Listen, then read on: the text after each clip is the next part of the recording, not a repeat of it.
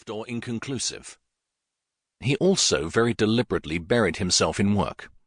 Days, nights, and weekends were spent poring over details, which didn't leave much time for any kind of social life. Which was very much the point. Some days, the only time he spoke to anyone was when he ordered coffee or lunch, if he got forensic or ballistic reports, or if his boss called him into his office. He didn't dislike his boss exactly. August didn't exactly dislike anyone. He didn't like them much either, but August avoided human interaction if he could manage it. Except for anyone in the periphery of a case, of course. But it was usually him who had to make those calls, which was why, when his desk phone rang, it scared the shit out of him. It also took him 15 seconds to find the handset under open files and papers. He snatched up the phone. Detective Shaw. Hello, Detective Shaw. This is Senior Constable Jacob Porter from the North Coast Area Command. How are you today? August frowned. I'm fine. Is there anything I can help you with? Yes, actually, I think there might be. I have a case I could use your help with. August's frown deepened. My help? With what exactly? I work cold cases. I know who you are, Detective, he replied, and while this particular case is new, we found human remains 2 days ago. This body's been there a while. I'm not the only cop in the state who specializes in cold cases. No, but you are the best. August almost smiled. If it's a homicide, call homicide. Detective, I have enough cases of my own to get through, Senior Constable. That's just it, Porter answered. I think this is one of your cases. One of mine? August's frown became a scowl. How so? The victim was gay, Porter answered. That hardly makes it mine. It was made to look like a suicide, he added. And you don't think it is?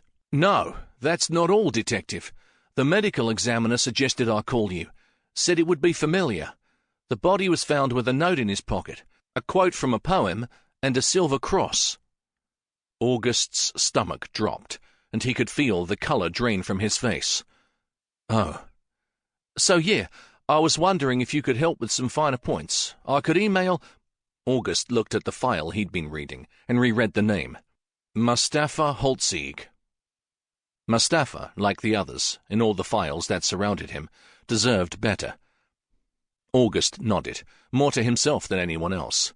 I can be there first thing tomorrow morning. Chapter 2. Jacob Porter waited at the airport, trying not to appear nervous. Having a tense and uneasy cop in uniform at the airport tended to make other people feel the same, so he tried to rein it in a little.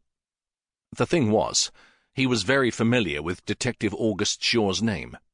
His reputation preceded him.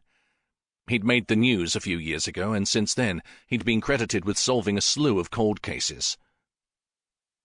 Jake didn't just remember him because of his unusual name or his policing work, which was exemplary, or the fact he was a handsome and mysterious loner who shied away from all publicity regarding his work. It was the fact he was an openly gay police officer. That wasn't such a big deal anymore, but years ago, when Jake was coming up through the academy, he recalled seeing a photograph of August Shaw in the Gay and Lesbian Liaison brochure. August had been at Sydney's annual police gala, looking sexy as hell in a tux with his equally handsome boyfriend. In public, surrounded by his peers, not giving one single fuck what anyone else thought. He was an out and proud, well-respected police officer, living the life Jake only dreamed of. And that was something Jake had never forgotten. People like August paved the way for guys like him. It was no big deal these days. Hell, Jake was even the local LGBTQIA+ liaison officer for his town. And it was only that way now because of people like August Shaw. As the kids would say these days, August had crawled so that Jake could run. Or something like that. Jake's sexuality was something he wore, like his uniform or his badge, or the color of his skin or his indigenous heritage. It defined him, and in a lot of ways he was fine with that. He was proud of who he was and what he'd accomplished.